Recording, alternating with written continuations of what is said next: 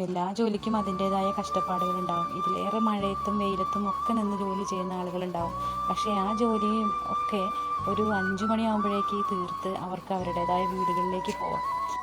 പക്ഷേ ഈ ഡ്രൈവർ, അതായത് ഈ ലോറി ഡ്രൈവർ എന്ന് പറയുന്ന ഈ ഒരു ജോലി ഒരു സമയപരിധിയൊന്നുമില്ലാത്തൊരു ജോലിയാണ്. 24 മണിക്കൂറും ജോലി ചെയ്യണം, അത്രയും ഉത്തരവാദിത്വത്തോടു കൂടി.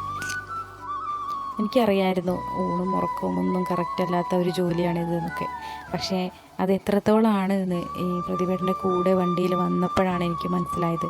അത് എത്രമാത്രം നമ്മളെ ബാധിക്കുന്ന ഒരു പ്രശ്നമാണ് എന്നുള്ളത്.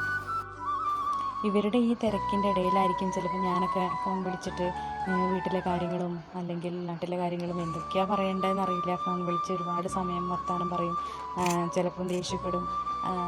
നമ്മൾക്ക് നമ്മുടെ വിഷമങ്ങളും കാര്യങ്ങളും ഒക്കെ ഈ സമയത്ത് അതില്ല ഇതില്ല, കുട്ടികൾക്ക് അത് വേണം, അങ്ങനെ ഓരോ കാര്യങ്ങൾ നമ്മൾ ഇവരെ വിളിച്ച് പറഞ്ഞുകൊണ്ടേയിരിക്കും. അപ്പോഴൊക്കെ ഇവർ ഏത് സിറ്റുവേഷനിലാണ് നിൽക്കണതെന്ന് പോലും ഞാനൊന്നും ചോദിക്കാറില്ല. എൻ്റെ കാര്യങ്ങളും മക്കളെ കാര്യങ്ങളും വീട്ടിലെ കാര്യങ്ങളും ഒക്കെ പറയുന്നതിൻ്റെ ഇടയ്ക്ക് എനിക്കിപ്പോൾ അത് ആലോചിക്കുമ്പോൾ വിഷമം വരുന്നുണ്ട്. എന്തായാലും കേട്ടറിയുന്നതിനേക്കാളും ആണല്ലോ കണ്ടും അനുഭവിച്ചും അറിയുന്നത്.